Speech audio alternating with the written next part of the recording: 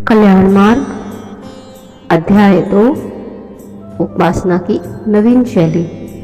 जिस युग में हम जी रहे हैं उसने कितनी ही करवटें बदली हैं। वह सोते से जाग गया है, जागकर उठ बैठा है और खड़े होकर चलने की राह देख रहा है। वह आगे बढ़ना चाहता है। अतीत का गौरव उसे लुभा रहा है, भविष्य की कल्पना उसे बुला रही है। वह नित्य नए स्वप्न देखता और उन्हें पूरा करने की धुन में जुट पड़ता है। जीवन के विकास के लिए, जीवन के सुख और आनंद के लिए, समाज को ऊंचा उठाने के लिए वह अपनी वृद्धि के कौशल को दिन पर दिन मांझ रहा है। अपनी इन्हीं प्रयत्नों के बीच वह आध्यात्मिकता की भी बात सुनता है।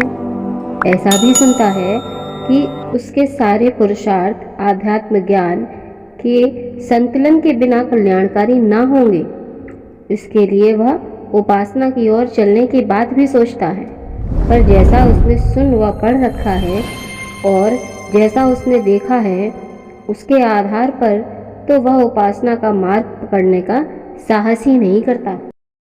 पुस्तकों में पढ़ता है, महात्माओं से वह सुनता है, ईश्वर बिना प्रेम के प्राप्त नहीं होता।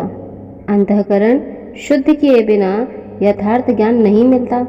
सब कहते हैं ईश्वर से प्रेम करो, मन को निर्मल बनाओ, उसके लिए जप करो, पर कौन उसके लिए कष्ट सहे।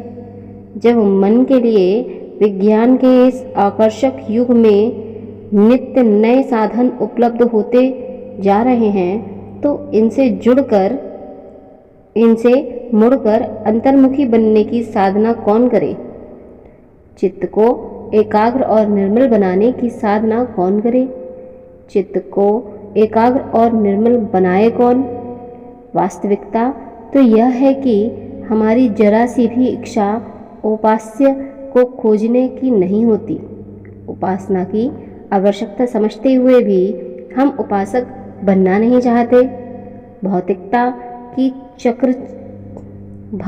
की चकाचौंध और उसके रंगीन सपने हमें इतना लुभाए हुए हैं कि उपास्य की खोज करना भी हमारे लिए असंभव हो रहा है। हाँ, उपास्य ही हमें खोजता हुआ चला आए तो दूसरी बात है। पूर्व के जिज्ञासुओं की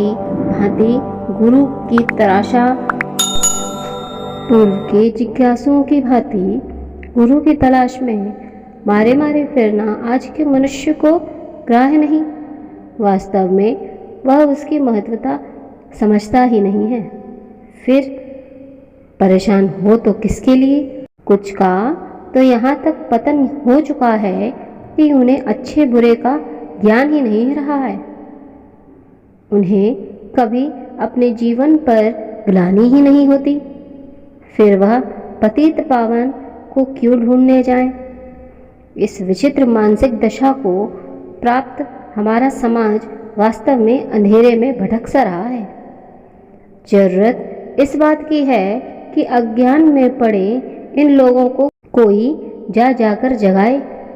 संत और सद्गुरु अपने अपने आश्रम में बैठे बैठे उनके आने की निष्फल प्रतीक्षा करें, वरन द्वारे द्वारे पर जाकर उन्हें आवाज लगाएं। आज की इस विषम परिस्थितियों में उपासकों की खोज करनी होगी। उन्हें स्वयं उनकी उपासना करनी होगी। समय समय पर उन्हें अपनी ओर आकर्षित करना होगा। किसी प्रकार अपने लिए उनके दिल में घर करना होगा। अपनी सामर्थ्य से, अपनी शक्ति से उन्हें ऊंचा उठाना होगा। उनके अधिकार की परीक्षा ना लेकर अपने प्रेम और शील का परिचय देना होगा। नवीन युग यही चाह रहा है। आज उनकी सबसे जबरदस्त मांग यही है। जो संत, जो गुरु, जो मिशन ऐसा कर सकेंगे वे ही उपासना का द्वार खोल पाएंगे। समाज ऐसों की प्रतीक्षा में हैं। योग उनका आवाहन कर रहा है। कठ उपनिषद में जो यह कहा गया है सत्य ही है। न आत्मा प्रवचेरन लभ्यो न मेधाया न बहुना श्रुतेन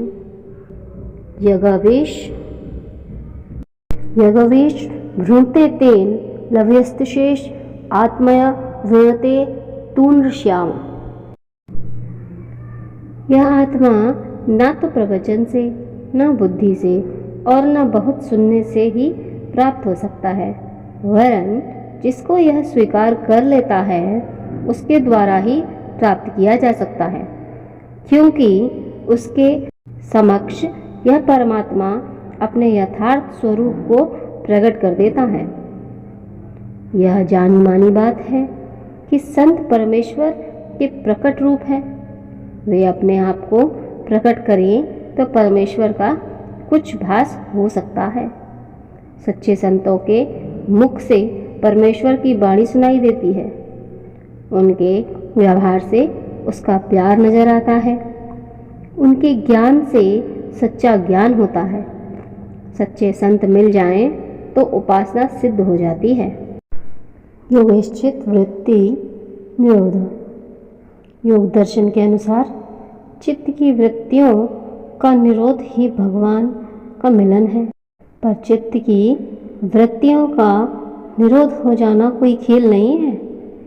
जीवन का यह सबसे बड़ा पुरुषार्थ कहा जाता है। पर मनुष्य का पुरुषार्थ यहाँ काम तो देता नहीं।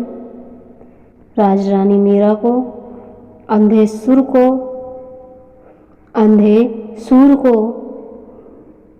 निमाई को, शंकर को, भगवान बुद्ध को कहाँ तक गिनाए, सभी भक्तों को उस वंशी वाले ने स्वयं बुलाया था। सो जानहि जहि देह जनाई के अनुसार पहले ने किसी ने उसकी लौ लगाई थी, किसी ने उस सांवले सलोने की एक झलक दिखा दी थी। बस फिर क्या था, जिसने उधर को झोंका वह फिर इधर कहाँ है। फिर तो स्वयं दीवानगी छा जाती है। उपासक स्वयं उपासी के चरणों में दौड़ता है, पर इससे पहले किसे अपनी जान आफत में डालने की सूझती है। राजरानी मीरा को क्या दुनियाई सुख की कमी थी? निमाई को क्या प्राप्त नहीं था? उसका अभाव खटकते ही वह सब छोड़ छाड़ चल दिए उनकी गली कूचों में। आज हमें इसी की आवश्यकता है। हम अपने बलबूते पर जाना को बुलाने के लिए गैरों का ध्यान नहीं मिटा सकते।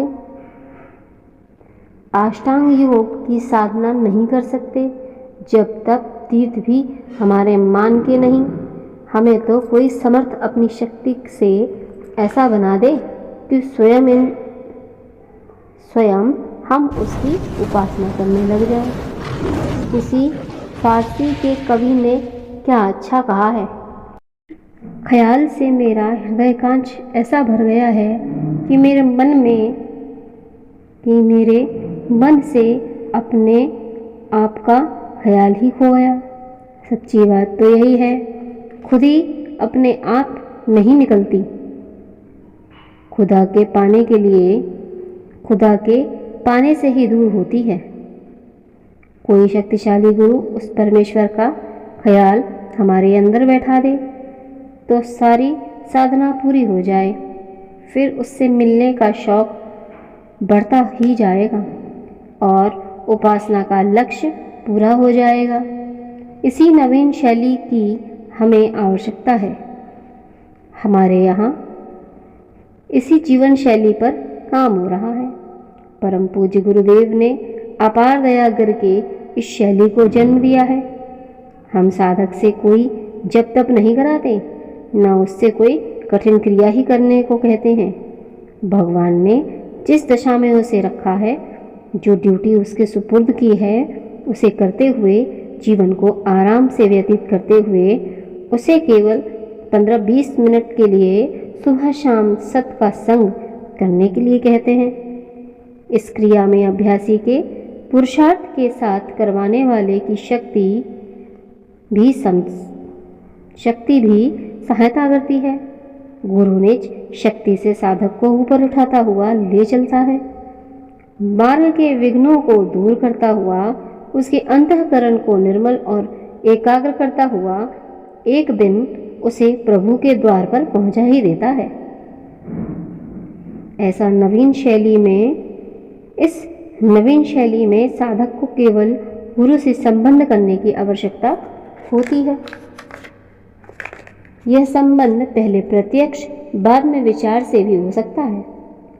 हमारे यहाँ आंतरिक सत्संग की प्रमुखता है। इसी के द्वारा उपासक थोड़े ही दिनों में अंतर्मुखी बन जाता है और उस शक्ति को प्राप्त कर जाता है जिसे निज शक्ति से कठिन तपस्या साधना करने वाला वर्षों में भी नहीं प्राप्त कर पाता। यह सब उस गुरु शक्ति के सहारे होता है। समय समय पर अनेक स्थानों पर सत्संगों का आयोजन होता रहता है।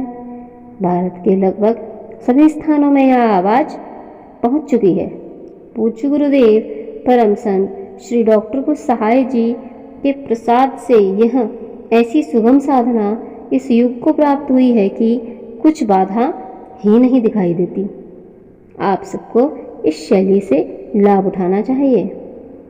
ओम शम। इसी के साथ यह अध्याय समाप्त। अगला अध्याय त्याग और ग्रहण कुछ ही दिनों में अपलोड किया जाएगा।